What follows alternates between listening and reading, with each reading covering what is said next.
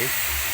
Pakita na ko sa inyo ha. Pakita na ko sa inyo ha ang kaning tama nga proseso sa para sa mga baguhan ha. Para sa mga baguhan, mga nakabalo na, bahala na sila. Kini para sa mga baguhan.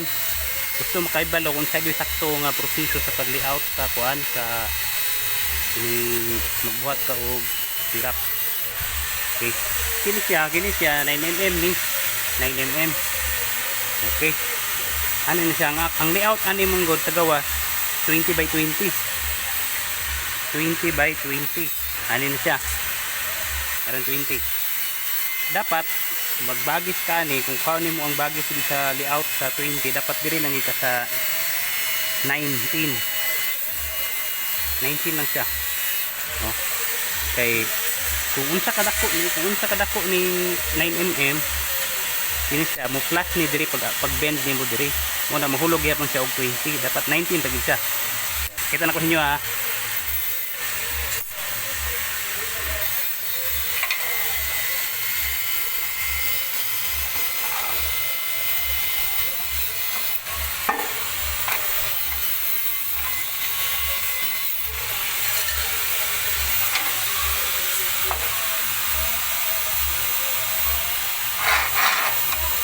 Diba oh, na-flash siya oh, sidako siya.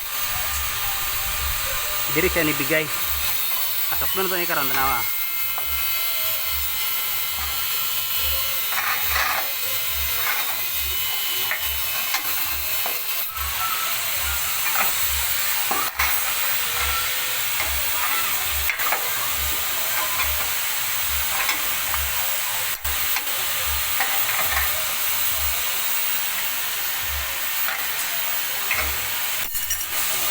Tusok doon ha.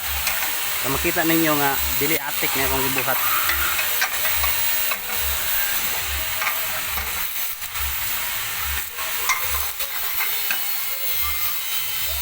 Meron 20.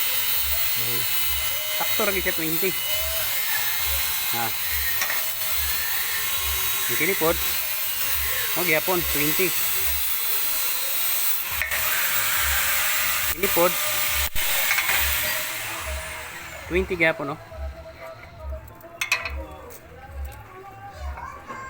Muna kung muli out good mo sa pagbuhat og sigrap. Kung unsa ka baga ng kuan, kung unsa ka dako nga bakal ang inyong gamiton, inyo ginang ibawas. Para ni 9mm. Ang layout dire 20. Ang layout sa mong sirap 20. Naro.